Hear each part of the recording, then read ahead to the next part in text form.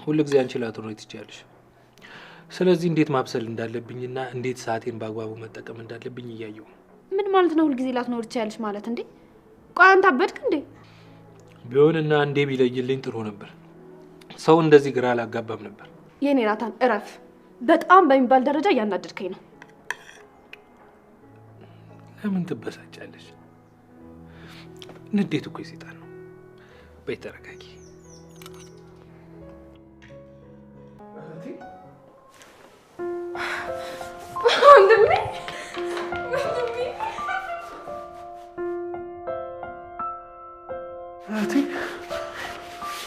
ደህና ነሽ?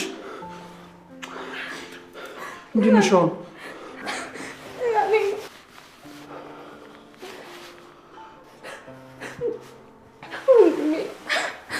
በጣም ነበር ይናፈቀኝ። እኔም በጣም ነው የናፈቅሽኝ። እሺ በቃ አታልቅሽ። በቃ እሺ። ቆይ ምን አድርጌ ነው ያዙኝ? ምንም ነገር እኮ አልነገሩኝም። እሱን ለኔ ተይው። ሁሉም የእጃቸውን ያገኛሉ። እሺ አልፍ በይ።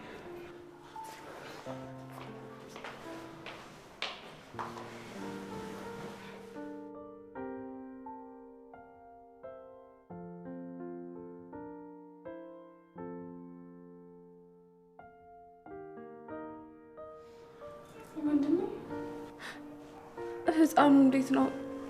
አሁንም ድረስ አልመለስከውም አይደል? አዎ አልመለስኩትም። በጣም ብዙ ነገር ተፈጥሯል። ማለት የሰጠውሽ ክብር በጣም የተጎዳሽና ንጹህ ሴት ትመስኝ ነበር። አንቺ ግን ባለጌ ነሽ። አቤል አሁን እየሰደብከኝ ነው። ለማንኛውም ልንገርሽ፣ ከዚህ በኋላ ቤታችሁ ቶሎ ቶሎ ላይ መምጣት ሞክራለሁ። ብመጣም ግን አንቺን ብዬ ሳይሆን ቤተሰቦችሽ ነው። እረፍ፣ አታብዛው። በጣም ትልቅ ነገር የተፈጠረ አታስመስለው። ለአንቺ ትልቅ ነገር አብረሽ ተኝተሽ መያዝሽ ነው። ቁጭ ብለሽም እኮ አቅፈሽ እኮ ነው ያዝኩሽ። እውነት አቤል በጣም ታሳፍራለህ። እሺ አንቺም ታሳፍሪያለሽ አልተባልሽም? አቤል ሰላም ጤና ይስጥልኝ ወደ ቻናሌ ቤተሰቦች እንዴት ናችሁልኝ?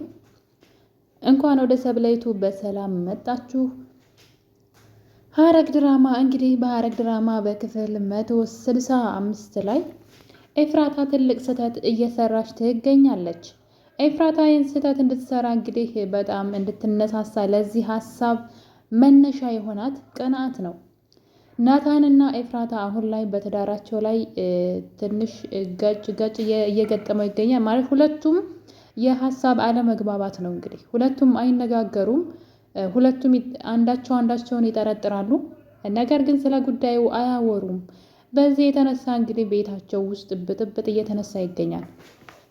ናታንና ኤፍራታ በፍጹም ማለት ለምንም ነገር ክፍተት ሲሰጡ አይተናናቅም ነበር። ነገሮችን በግልጽ ነበር የሚያወሩት። ችግሮቻቸውንም ቶሎ ነበር የሚፈቱት። በአሁኑ ግን እንደዛ አይደለም። እሷም እሱን ትጠረጥራለች፣ እሱም እሷን ይጠረጥራል። ነገር ግን ምን እንደሆነ አያወሩም። ፊታቸው ላይ ተግባራቸው ላይ ብቻ ነው የሚታየው። ይሄ ነገር ደግሞ ለትዳራቸው በጣም ያስጠላን ማለት ነው። እንግዲህ በብዙ ተፈትነው ነው እነሱ እዚህ ትዳር ውስጥ የገቡት። በጣም ዋጋ ከፍለዋል። ኤፍራታ ከማትወደው ሰው ጋር ተገዳ ከያፊት ጋር ለብዙ ጊዜ ኖራለች። እሱ ከቤዛ ጋር ሳይወዳት በጣም በብዙ መከራ ተፈትነዋል እየተዋደዱና እንግዲህ እንደዛ በፈተና ውስጥ ተሞልተው በዛ ፈተና ውስጥ አልፈው አብረው መሆን ሲጀምሩ ግን ምንድን ነው በእጅ የያዙት ወርቅ እንደ መዳብ ይቆጠራል ይባላል። እንግዲህ ከናባባሉ ኤፍራታና ናታን እንደዛ ነው እየሆኑ ያሉት አሁን ላይ ማለት ነው። ስለዚህ በዚህ ከቀጠሉ ትዳራቸውን ሌላ ሶስተኛ ሰው እየገባ ማፍረሱ የማይቀር ነው።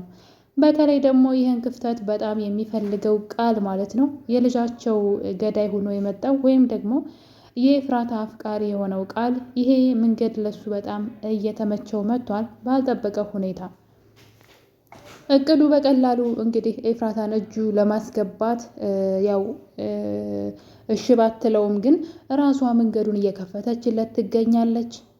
እንግዲህ ከመጀመሪያውም ጀምሮ ቤቷ ድረስ እየተከተለ መቃብር ቦታ ሁሉ እየሄደ ሲከታተላት የነበረው ሰውዬ አይደለም ቀርቶ እሷን ቁጭ ብሎ ለማውራት ቀርቶ በሩቅ እንኳን እንዲያት የማትፈልገው ሰውዬ እሱ ደግሞ በጣም የሚፈልጋት የነበረ ሰው እራሷ ሰተት አድርጋ ቤቷ ድረስ ብቻ ሳይሆን ህይወቷ ውስጥ እንዲገባ ኤፍራታ እያደረገችው ነው። ይህ ሁሉ ነገር የሆነው እንግዲህ ናታን ለምን ምን እያደረገ እንደሆነ ኤፍራታ ስለምታደርገው ነገር አለመነጋገር ነው። እንግዲህ ትዳርን አለመነጋገር እንዴት እንደሚያፈርሰው እነሱ ጋር ማየት እንችላለን። እና እንግዲህ ናታን የቃል እህት መሆኗን ስላወቀ ማለት ነው ልጅቷ የቃል እህት መሆኗን ስላወቀ ነው የጽዮን ጓደኛ ስሟ ብዙ ጊዜ አያዘኝም፣ ስሟን ኮሜንት ላይ ጻፉልኝ። እና የእሱ እህት መሆኗን አውቋል። ሆን ብለው ቤታቸውን እያጠመዱ እንደሆነና በእነሱ ዙሪያ እየሰለሉ እንደሆነ ስለገባው አሁን ላይ የቃል እህት መሆኗን ስላወቀ ነው የጽ ጓደኛ እሱ በውስጥ እያወራት ያለው እንጂ ሌላ እቅድ ኑሮት አይደለም። በፍጹም ኤፍራታንም ለማስቀናትም አስቦ አይደለም። እና እንግዲህ አንድ ቀን ኤፍራታ የባሏን ላፕቶፕ ስታይ ያቺ ሴት ፎቶዋ በትልቁ ሆኖ እየተጻጻፋት ነበረ። ልጅቷ ባትፈልግም እሱ ግን በጣም እንደሚፈልጋትና ሊያወራት የሚያዋያት ነገር እንዳለ እየጠየቃት ይገኛል። ያን ነገር ስታይ ኤፍራታ እንዴት ነው ናታን የኔ ፍቅር ቀንሶበታል ወይም ደግሞ እንዴት ፍቅራችን አልቆ ነው ወይ እያለች ማለቃቀስ ጀመረች። ስለሆነው ነገር ከሱ ጋር ከማውራት ይልቅ ነገሩን ወደ ሌላ በመውሰድ እንግዲህ ከጽ ጋር ነበር ያወራችው። ወንድሟ ከቃል ፍቅረኛ ተብያዋ እንግዲህ ጽዮን ናት ፍቅረኛው ናት ብላለ አሪኮ ነገሩ ሁሉ ውስብስብ ነው ያለው። ጽዮን የምትጫወተው ጨዋታ የህፃን ጨዋታ ነው፣ ምንም አይጥምም። በመጀመሪያ የእሱ ፍቅረኛ ናት ብላ አብረው ፎቶ አንስታ ለኤፍራታ መላክ ማለት ኤፍራታ ቃልን የፈለገችው ነበር የመሰላትና ከዛ በኋላ ኤፍራታ ደግሞ የምር ልጅቷ የእሱ ፍቅረኛ ስለመሰለቻት ነበረ። አሁን ላይ እንግዲህ ሁለቱ ናታንን ለማስቀናት ተብሎ ሌላ ተንኮል ውስጥ ገብተዋል። የሚፈልጋትና የሚመኛት አንድ ቀን በልጁ አስፈራርቼ የራሴ የግል ያደርጋታለሁ እያለ በህልሙም በሀሳቡም የሚቃዠውን ቃልን ወደ ህይወቷ አምጥተዋለች ኤፍራታ። የኤፍራታና የጽዮን እቅድ ምንድን ነው? ናታን ልጅቷን ይወዳታል፣ ስለዚህ የኔ ፍቅር ቀንሶበታል፣ እናም እሱን እኔ ተፈላጊ እንደሆንኩ በሌላ ሰው ማሳየት አለብኝ ነው እንግዲህ ሀሳቧ። በተደጋጋሚ ስለሱ ማውራት ከጃኬቱ ጀምሮ ነው እንግዲህ ነገሩ የሚጀምረው። ጃኬቱን ከሰጣት በኋላ እሱ የማን ነው ጃኬት ሲላት መንገደኛ ሰው ማንም ሰው የማያውቀው ሰው እንደሆነ ተናገረች። እሱ ግን እንደ ጓደኛ ቀርቦት አብሮት ነው ያለው። ከዛ እንግዲህ ጃኬቱን ስትመልስ ናታን ተከታትሎ በአይኑ በብረቱ አይቷታል ማለት ነው። እነዛ ነገሮች እየዋሸችው ነበረ ክፍተቱ እየተፈጠረ የመጣው ትዳራቸው ላይ ማለት ነው። ከዛ ጭራሽ ደግሞ እንግዲህ እሱ በሌለበት ቤት ድረስ ጠርታ እሱ ደግሞ ለእሱ አበባ ይዞ ቶሎ ነበር እንግዲህ በስራ ሰዓት ሳይሆን ከስራ ቀድሞ ወደዛ ቤት ሲመጣ እሷ ከእሱ ጋር እየገለፈጠች ነበር ቁጭ ብላ ሳሎን። አንዲት ባለትዳር ሴት ባሏ በሌለበት አንድን ሰውዬ ከቤቷ ቀጥራ ከዛ ሰው ጋር መገልፈጥ ማለት ምን እንደሆነ ናታን በጣም ነው የተከፋው። ለዛም እንግዲህ ናታን አሁን ላይ በጣም ተቀይሮባታል እና በእሷ ቤት ናታን ምንም አያውቅም። እዛ ናታን ማን ነው ቃል ተብዬው እዛ ቤት እንደመጣ ናታን አያውቅም ብላ ነው የምታስበው እሷ። እሱ ግን እንግዲህ ቀን መጥቶ በሩ ድረስ የሚያወሩት ሁሉ ሰምቶ ነው ሄደው። የሱ ግን ጥፋቱ እዚህ ጋር ነው። አሁን ቤቱ ነው አይደለም፣ ለምን ዝም ብሎ አልገባም? እና አለመነጋገር የሚያመጣውን ነገር ታያላችሁ። ሁለቱም እየብቻ ሳይግባቡ ማለት ነው። ቃል አሁን ናታንን ብጠይቀው ናታን ስለ ልጅቷ ምንም እንዳልሆነች በቀላሉ ያስረዳት ነበረ። እሷ ግን ከዛ ይልቅ ሌላ ተንኮል ነው የጀመረችውና የፉክክር ቤት ሳይዘጋ ያድራል ይባላል እና እንግዲህ ሲፎካከሩ ትዳራቸውን ሊያፈርሱት ነው። አረ መጃጃል ነው። በስንት መከራ የተገኘውን አብሮ መሆንና ፍቅራችሁን እንደዚህ ማበላሸት ልክ ነው ብዬ አልልም። እኔም እንዴት እንዳሰቡት አላውቅም። ይሄ ነገር ግን ለቃል በጣም ተመችቶታል። እንግዲህ የቃል እህት ለሳምንታት ከዛም በላይ ጠፍታ ነበረ። እሱም የት ገባች ብሎ ሲፈልጋት ነበር። ማን እንዳገታት ባይታወቅም ግን አሁን ላይ ታግታ ከታገተችበት ተለቃለች ማለት ነው። ሉሊት መቼም ልታግታት አችልም ብዬ አስባለሁ። እኔ መጀመሪያ እንደውም ናታን ያገታት ነበር የመሰለኝ። ናታን እህትና ወንድም መሆናቸውንና የእነሱን ቤተሰብ እየሰለሉ እንደሆነ ስለደረሰበት ሆን ብሎ ያገታት መስሎኝ ነበር። ነገር ግን አይደለም። እና እንግዲህ የጽዮንና የኤፍራታ እቅድ አሁንም ቀጥሏል። ናታን እየቀና ነው አሁን ላይ። ስለዚህ ይህን ነገር በዚህ መቀጠል አለብን እያሉ ነው። ናታን ግን ነገሩ ሁሉ አምሯል። ጭራሽ በጧት ተነስቶ ለራሱ ቁርስ በመስራት ኤፍራታም እንግዲህ እኔ ያለው እንዴት ቁርስ ትሰራለህ ትለዋለች። አንቺ ሁሌ ላትኖሪ ትችያለሽ፣ ስለዚህ እንዴት አድርጌ ሰዓቴን መጠቀምና እንዴት አድርጌ ምግቤን አብስዬ መጠቀም እንዲሁም ስራዬን መስራት እንዳለብኝ ካሁኑ መለማመድ አለብኝ እያለ ኤፍራታን ከጧት እስከ ማታ አሁን ላይ በስርዓቱ እንኳን እያወራት አይደለም። ስለዚህ ጀምሯን ብጥብጡ ማለት ነው። ጉዳዩን ቢነጋገሩበት ከዚህ በላይ ከሚገፉ ማለቴ ነው። ምክንያቱም ቃል ልጅቷ እያቀረበችው በሄደች ቁጥር ያኔ ትዳሯ ላይ ዋጋ ያስከፍላታል። ምክንያቱም የወደደችውም እሱ ይፈልጋታል አይደለም፣ እሱ እየፈለጋት ስለሆነ አጋጣሚና መንገዱን ካገኘ መግቢያውን ደግሞ አይተዋትም። ስለዚህ ያኔ ናታን ላይ እና ትዳሯ ላይ ችግር ታመጣለች። ያኛው ከወደዳት ምናልባት ናታንን ሊያሳጣት ይችላል፣ ከዛ ትዳሯንም ያሳጣታል። ምክንያቱም ናታን ጋር ችግር ይመጣበታል። ምንድን ነው ናታንን ሊጎዳው ይችላል ማለት ነው። ቃል ልጅቷን ከቀረባትና የወደደችው እያስመሰለች ከሱ ጋር ከሆነች መጨረሻ ላይ ናታንን ሊያስወግድ ይችላል ከመሀላቸው። ይሄ ማለት ናታን ላይ ችግር አመጣች ማለት ነው። ከዛ ትዳሯ ይፈርሳል። ስለዚህ ኤፍራታ መጠንቀቅ አለባት። የልጅ ጨዋታ ነው፣ የሚያስጠላ ነገር ነው እያደረጉ ያሉት። የሚልሽን ባላወቅሽ ገበያ ባልወጣሽ ነው ነገሩ። እንግዲህ ኤፍራታን የተደገሰልሽን ብታውቂ ኑሮ ጥሩ ነበረ። አሁን ላይ የናታንን ልጅ እንግዲህ ማን እንደደበቀው አይታወቅም። ከቃል እጅ ወጥቷል። ቃል ደግሞ ልጁ ለእኔ በጣም ያስፈልገኛል፣ ልጁ በጣም ወይ ከልጁ አልሆንኩኝ ወይ ደግሞ ከአክስቴ አልሆንኩኝ እያለ ነው። ምክንያቱም ልጁን እንዳልገደለው አክስትየዋ ካወቀች እሱንና ቤተሰቡን ትጎዳለች። ሴትዋ በጣም ጨካኝ ሴት ስለሆነች ማለት ነው። ስለዚህ ቃል አሁን ላይ የነ ኤፍራታ ልጅ ከእጁ ወጥቷል። ሉሊት ደግሞ ልጁን ለገንዘብ ትፈልገዋለች።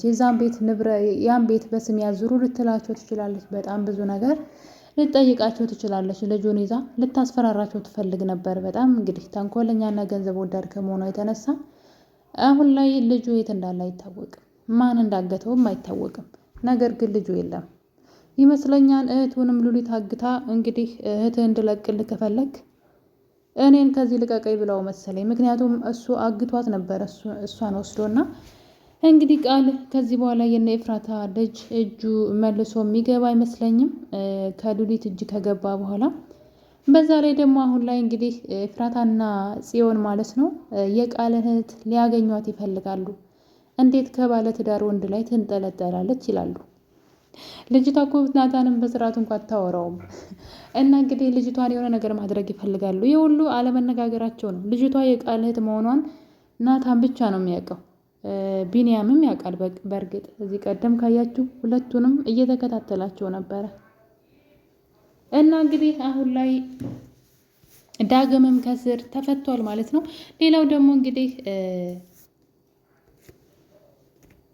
አቤልና ጽዮን ፍቅር እንደጀመሩ ሁላችንም እናውቃለን። ነገር ግን ጽዮን ቃልን ከሉሊት ጋር ስላለው ግንኙነት ለማወቅ ስለፈለገች ማለት ነው እየተከታተለቻቸው ነው። በነገራችን ላይ ሉሊትንና ቃልን ምን እንደሚሰሩና በሁለቱም መካከል ምን ግንኙነት እንዳላቸው በዛውም ደግሞ ስላገቱት ሕፃን ልጅ ማወቅ ስለምትፈልግ እሱን እንደ የወደደችው መስላ ለመቅረብ ስትሞክር ነበር። አቤል ከኋላ ሆኖ ያያት ያደረገችውን ሁሉ ስላየ ተናዶ እንግዲህ ትቷት ሄዷል።